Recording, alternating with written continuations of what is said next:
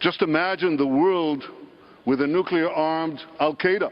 There's only one way to peacefully prevent Iran from getting atomic bombs, and that's by placing a clear red line on Iran's nuclear weapons program. Where should a red line be drawn? A red line should be drawn right here, before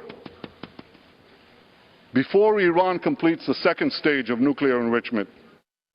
Israeli Prime Minister Benjamin Netanyahu explaining the 3 stages for Iran to get a nuclear bomb, saying that Iran is 70% of the way there, and as you heard him there, a red line has to be drawn.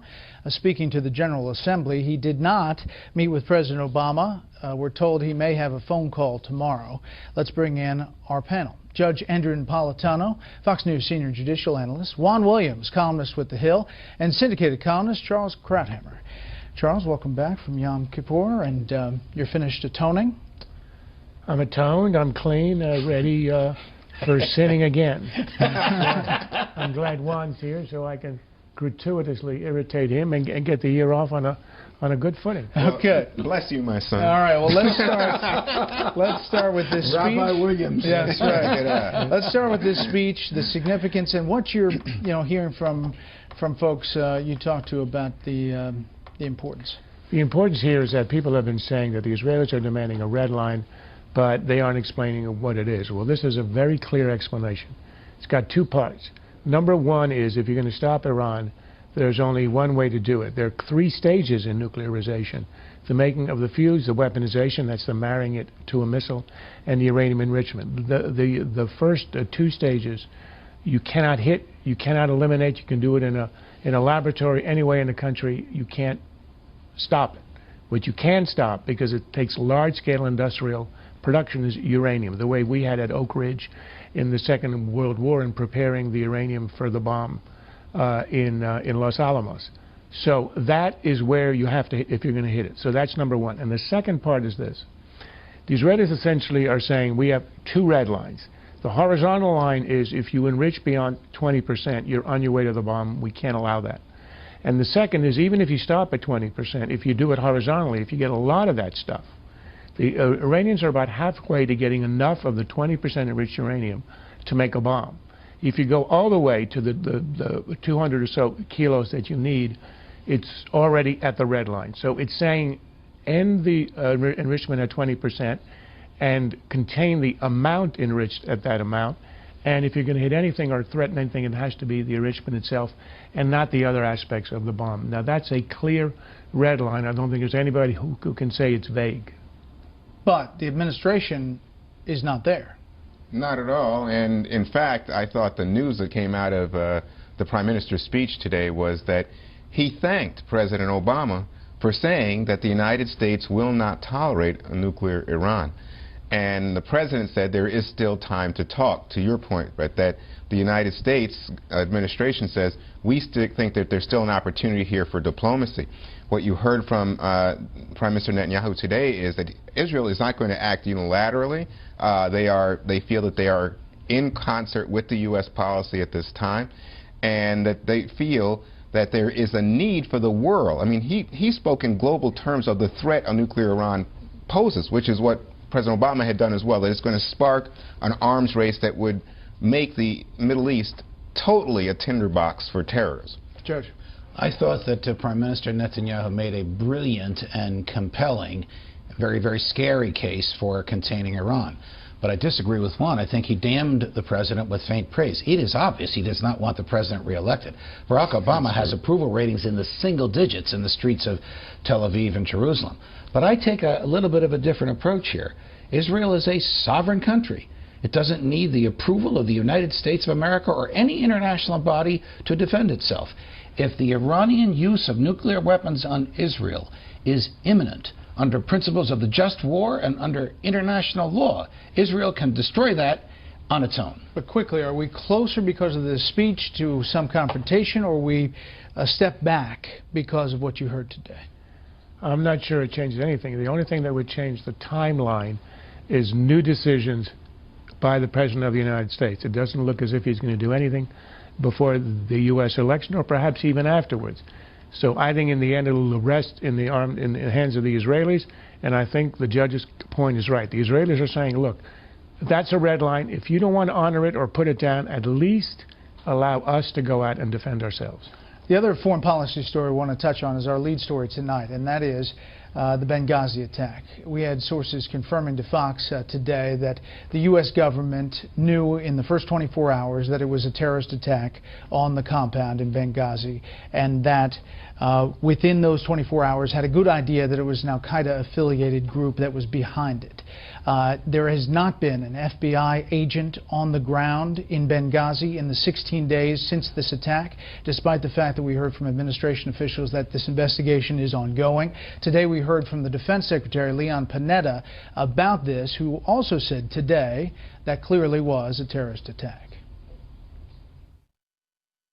On the terrorist attack, I mean, as we determined the details of what took place there and how that attack took place, that it became clear that there were terrorists who had planned that attack, and that's when I came to that conclusion. As to who was involved, what specific groups were involved, I think the investigation that is ongoing hopefully will determine that. Was that a day after, or was it days after? It took a while to really get some of the feedback from what exactly happened at that location. Judge, your thoughts? It sure did take a while. First, my hat is off to you. Not because you're the host and I'm the guest, but because you're still a great reporter. You unearthed a lot of this stuff today. When we discovered that the FBI has not been there in 16 days, that is reprehensible and inexcusable. I can tell you from my prior career that you find evidence of criminal behavior and who was involved in the time period closest to the crime, whether you want to call this a crime or an act of terrorism. Now, let me interrupt you. The FBI says that there's security concerns and they are concerned about their agents' lives, and that's understandable. That is very understandable. It brings questions about why a U.S. ambassador was on the ground without proper security. Precisely. The Obama administration is largely responsible for the fact that the central government of Libya is weak and cannot protect Americans and cannot protect American assets and cannot protect FBI agents on the streets, and the president won't admit that. Instead, he sent Ambassador Rice on all of the shows 2 Sundays ago, materially to deceive the American people about what was known when. Governor Romney should be shouting from the rooftops about this. Judge, I'm going to tell you something. In the Fox poll, 62% of the American people say it was a good decision for the United States to participate in ousting Gaddafi. And the idea that we somehow responsible for the Libyan government, I think we are still there, we're still supportive.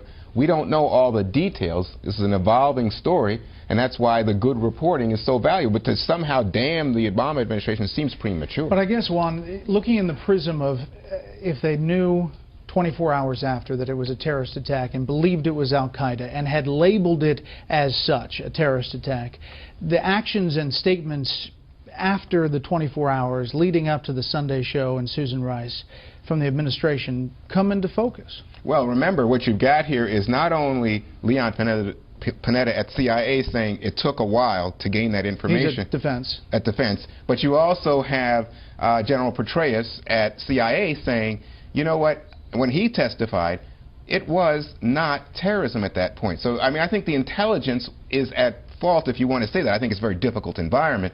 But it's the intelligence. It's nobody intentionally deceiving anybody. Charles.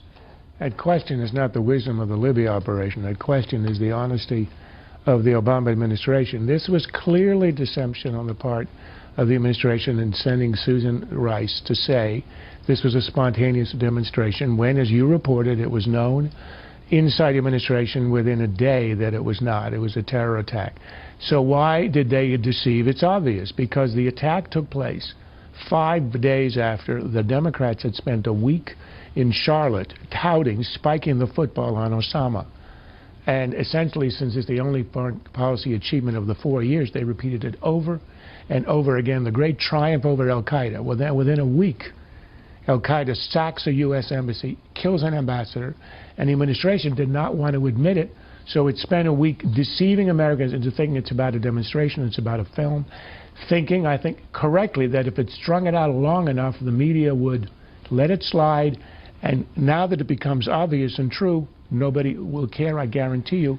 This is not going to be a headline in the mainstream. I'll just point out, Juan, that both the President and Secretary Clinton spoke about this video at the memorial service to Ambassador Stevens and those other folks who came home in those coffins at Andrews, spoke about the video. Today, Secretary Clinton, or yesterday, spoke about Al-Qaeda and all of the groups who were responsible for the attack in Benghazi. It seemed disjointed that now Al-Qaeda is behind it. Well, remember, you've got two separate set of events. One is that you have, first of all, anybody playing politics here, I think it's the Romney campaign seeking some advantage as they are struggling in the polls and looking at foreign policy, especially having some problems. But the other point, to your point, is they are learning more as time goes along. I don't think that there's anybody who's trying to deny anything, and this is an Al-Qaeda affiliate. It's not Al-Qaeda per se.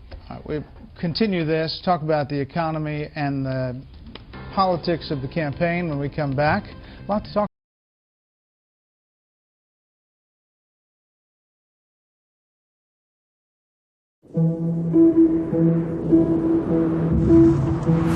At Shell, we believe the world needs a broader mix of energies. That's why we're supplying natural gas to generate cleaner electricity that has around 50% fewer CO2 emissions than coal. And it's also why, with our partner in Brazil, Shell is producing ethanol, a biofuel made from renewable sugarcane. Let's broaden the world's energy mix. Let's go.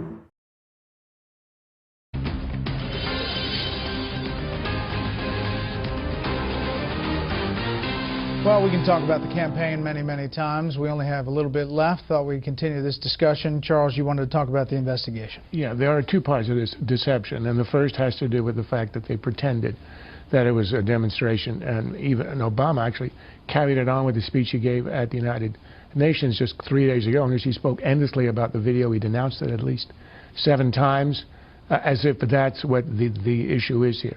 But the other half of this deception is every time they've been asked a question about what actually happened on the ground, the lack of intelligence and security and preparation, they deflect it and say, we can't answer because there's an ongoing inquiry. And now we learn there isn't even anybody FBI on the ground who's supposed to be conducting the inquiry. So I think at every level, this administration then wanted the suppression of the story because it went completely against its storyline of the great success it had against Al-Qaeda. Judge, this other part of the story, the 2 Navy SEALs were killed at the annex. This was a half-mile away from the consulate. Right. There were intelligence assets on the ground, according to U.S. officials, that were tracking these Al-Qaeda affiliates. They were trying to keep track of RPGs and surface-to-air missiles and weapons of mass destruction, possibly, on the ground in Libya. They knew that Al-Qaeda was growing in strength on the ground in Libya, these people who were on the ground. You know, the president doesn't speak about this.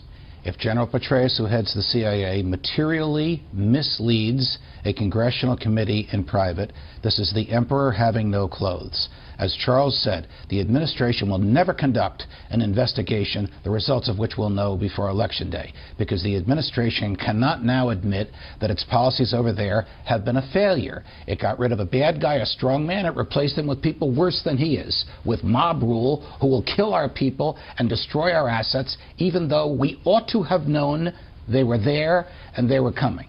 The administration's behavior here is criminally negligent. And if you look back, Juan, at all of the statements and all of the focus of the media after 9/11, how it was all focused on Mitt Romney's statement about the Cairo embassy and what he said about that for 2 days, it kind of puts it in a different perspective after you learn that perhaps the administration knew it was a terrorist attack from the beginning. Knew it was a terrorist attack in Libya. Now, we have other countries at play, obviously, and in Egypt and other countries. The video may have had some role to play and may have been used to stir resentment and anger for political purposes to repress moderates. But we should separate those two out. But I just want to come back to what you were talking about, that safe house. That is a big story, and I wonder if the administration and our intelligence folks are trying to slow down what the world knows about what was going on there. We will continue to follow it. That's it for the panel, but stay tuned for more from the UN General Assembly.